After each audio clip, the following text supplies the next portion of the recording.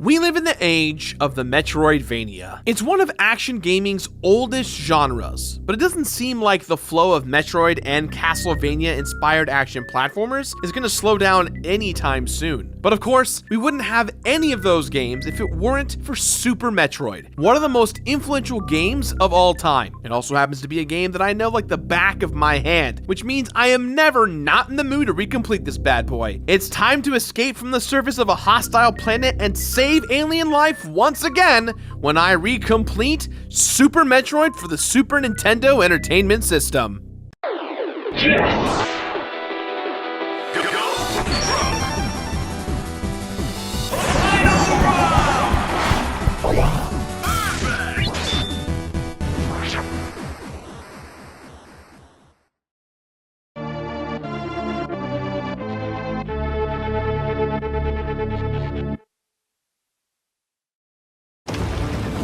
Alright, so the best part about this video is wait for it. Wait for the slow-mo action shot. 3, 2, 1, let's go! Bam!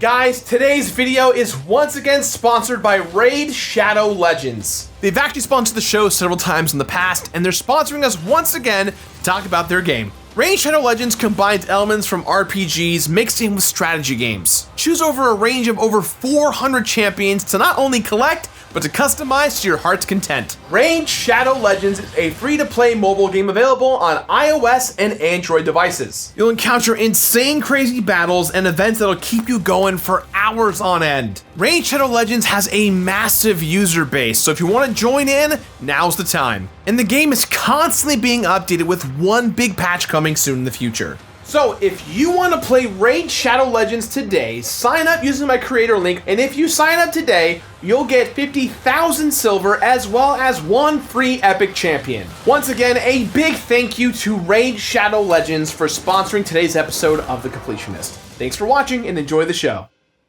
Hey everyone, and welcome back to another brand new episode of The Completionist. We don't just beat the games, we complete them. This is New Game Plus, a show where I take a second look at the games from the first 123 episodes of the original Completionist lineup. More on that in the description box down below. Before we start today's episode, we have two quick announcements to throw out there. One, I'm going to be at New Jersey GamerCon, happening on this date on screen. And if you want to come see me and my friends, there's a link down below where you can buy tickets. I have a cooler announcement to announce in a couple of weeks, kind of relating to Big Bad Bosses, so listen to that.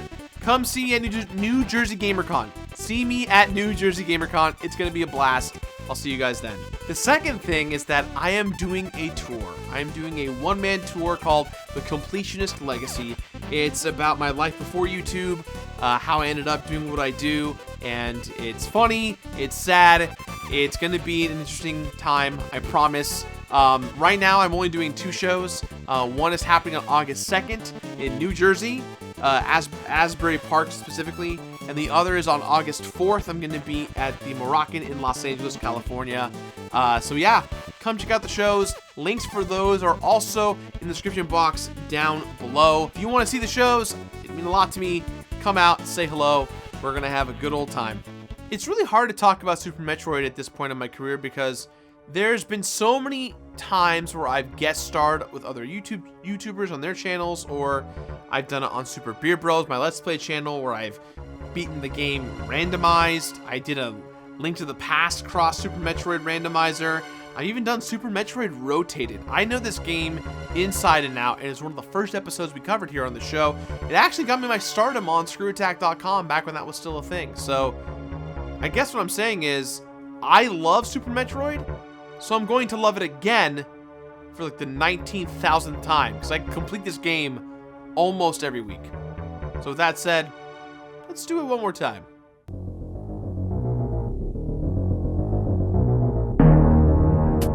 Some games are only worth completing once before moving on to something new, but some of them lodge themselves into your brain, calling you back to them over and over again. And while everyone has that reaction to different games, Super Metroid is that game for me, which means I've completed it a bunch of times in a bunch of different ways. In fact, early in the life of the Completionist show, I completed Super Metroid for Screw Attack with the goal of 100%ing it in under 3 hours, which I did. but I also learned an important lesson in what it means to be a completionist. In the original episode of the show, I completed the game on screwattack.com without saving the aliens. There are some aliens near the end that can be rescued, and I took a lot of flack for neglecting to do so. And that's mostly because I didn't know they were there. But I know this game even better now than I did then, and nothing will slip through my grasp. That experience also taught me just how beloved this series is, that it would cause so many people to yell at me. I get it though. It's actually kind of crazy to consider that after Super Metroid, we went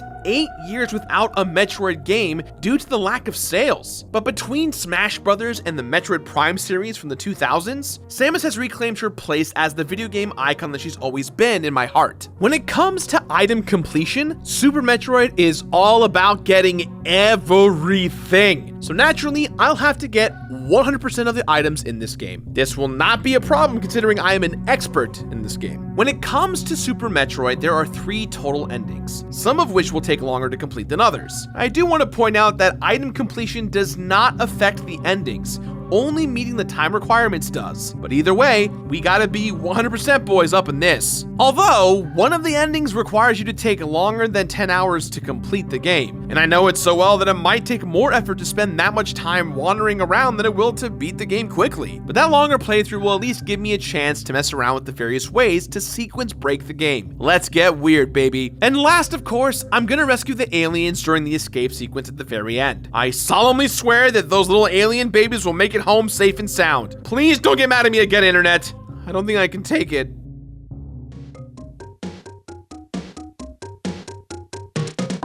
Look, there's a genre out there in the world called Metroidvania, so it goes without saying that this series is influential. But influential doesn't always mean good. So it's possible that Super Metroid would lose some of its appeal as time has gone on, and more games have taken a crack at this formula. But while I can't speak for the NES game or the Game Boy game that preceded it, that's very much not the case with Super Metroid. The game holds up. It's still one of the best Metroidvanias, and still one of my favorite games of all time. Even after getting familiar with every single inch of its creepy alien caverns, I'm still not sick of it. It's got cool moments, a fun and simple story, and all the plasma blasting, screw attack and mayhem you could hope for. Super Metroid picks up right after the events of Metroid 2, and Samus has just dropped off a baby Metroid at the Ceres space station to be studied. The first 2 games are all about how dangerous the Metroid species is, and features the badass mercenary Samus putting the beat down on some space pirates who want to breed and control Metroids to rule the universe.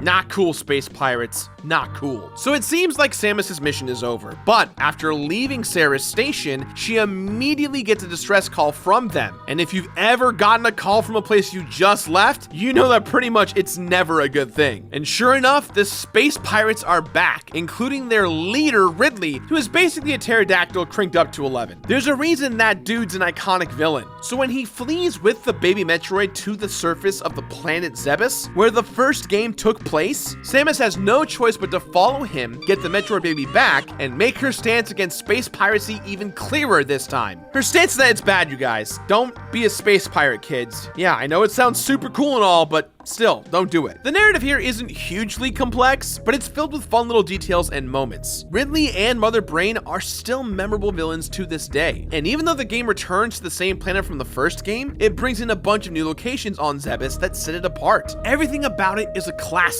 There are some twists and turns at the very end, but mostly it's really straightforward, which doesn't mean bad. Sometimes simplicity is just what a story needs. Look at Mad Max Fury Road, for instance. The plot of that movie is drive in a straight line, then drive back, and it's perfect. So, go to planet, kill bad guys, will do just fine. It's not the reason that anyone's playing the game, but it never once detracts from the experience. Super Metroid features an open world with a map, and it was one of the first games to do it right. The world is gated into areas by the abilities you pick up along the way, which allow you to progress. Standard stuff, even though there are ways to sequence break the game and get into certain areas before it wants you to. But the abilities are all worth getting anyway, not just because they allow you to progress, but because they're super fun. We take it for granted as part of Samus's design, but rolling up into a ball and dropping bombs on fools is badass. There's a good balance between weapon upgrades and mobility enhancements, so you can jump, roll, and blast your way through Zebes in a whole bunch of different ways. It doesn't just feel like a Metroid game, but like the quintessential Metroid game. The one we would show to aliens if they landed on Earth and said, "What are the Metroid games like?"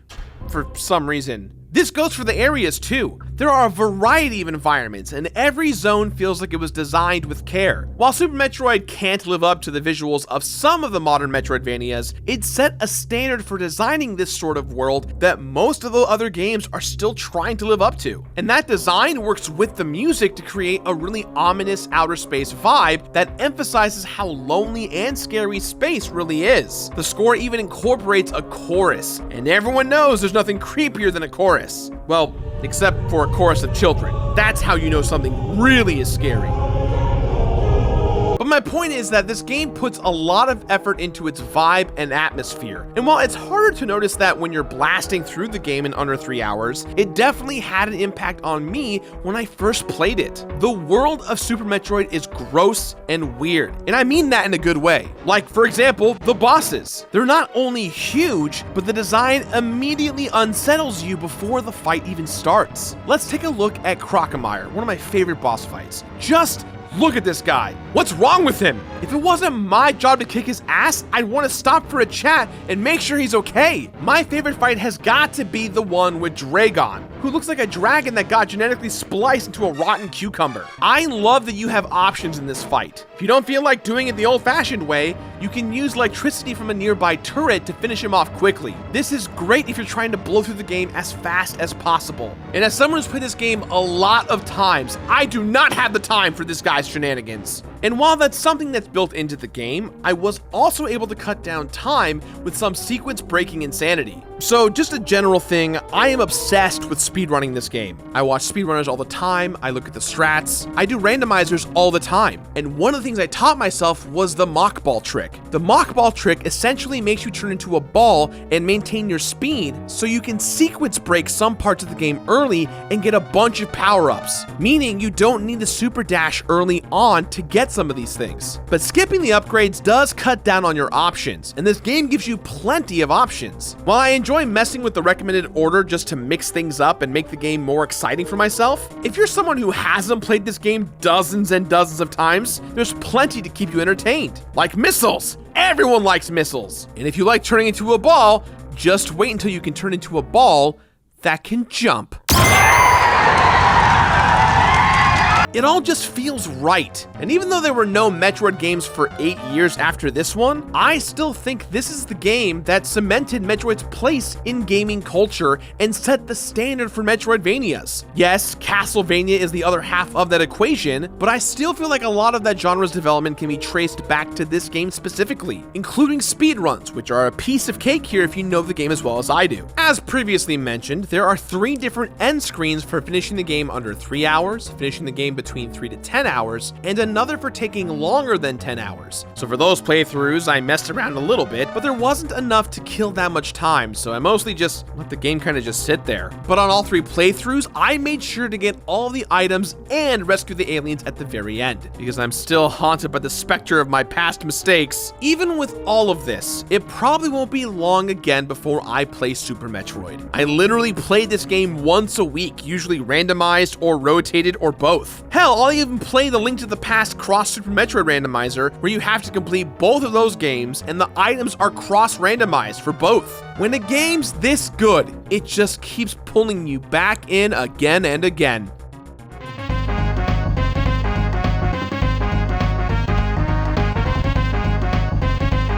If you play Super Metroid in the normal intended sequence, there's a pretty steady stream of new abilities. So as far as unlockables go, you at least feel like Samus is being rewarded for doing Samus-type stuff, with more and more Samus-y type things to do. And speaking of Samus, each of the game's endings showcases a different image of her. After a screen that says 100% completion, which let me say I love because it validates my life choices, there's a shot of Samus who will be dressed differently depending on how long it took for you to complete the game. She might be in her full armor if you took too long, or have part of her face revealed if you played a little more quickly. But if you beat the game in under 3 hours, she ditches her armor entirely and is standing there in a black bikini. While I can understand wanting a glimpse at what Samus looks like without the armor, it's a little bit of a weird choice that the game's big completion bonus is, here, look at some boobs. Lastly, there's the thing I got chewed out for the first time I played Super Metroid of the show, the aliens waiting to be rescued at the very end of the game. If you save them, then during the final screen, you can see a little second ship leaving the surface of Zebes, implying that they got away safely. So, hooray! When I completed Super Metroid, there were 0 deaths, 1 full complete playthrough with 3 endings achieved. Now this was super easy as I just let the timer run out after I did my first under 3-hour run. I collected every item possible in the game, which ended up getting me access to 230 missiles, 50 super missiles, 50 power bombs, 14 energy tanks, 4 reserve tanks, and 16 different items that only made me more powerful. About 35 hours of total playtime, but if I'm being honest, it's only really about 2 hours and 45 minutes. I just ran my clock up on the game to get those extra endings. And one last time, I'm gonna put this all to rest. I saved the animals, god damn it! Stop telling me I didn't. Completing Super Metroid for the 1 zillionth time was a pleasure. It was quick, it was easy, and it reminded me why this is one of my favorite games of all time. Now I just have to find a new way to play it, like hanging upside down over a shark tank or something. Sounds awful. Why would I ever do that? Also, how much is a shark tank online? Let's shark tank purchase. Oh, let's see.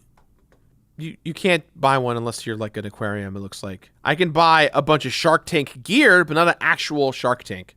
So that's Super Metroid. It's obvious that I love this game. It's obvious that I'm a massive fan of what the Metroid franchise has become. At this point in my career, I have played some versions of Metroid 1 and Metroid 2. But at the end of the day, if you are like, I have never played a Metroid game before, I have to severely recommend Super Metroid for the Super Nintendo. With that in mind, guys, I still give this game my completionist rating of completed.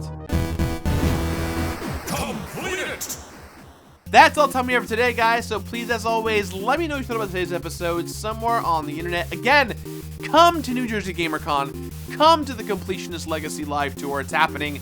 That stuff is in the description box down below. Check those links. Tickets are limited for both events, so come, please. I'd love to meet you. If you love the show, do me a favor, hit the like button, leave a comment down below, smash the subscribe button, or I'll be very sad, and you don't want that. I'll see you guys next week for the brand new episode of The Completionist. Bye!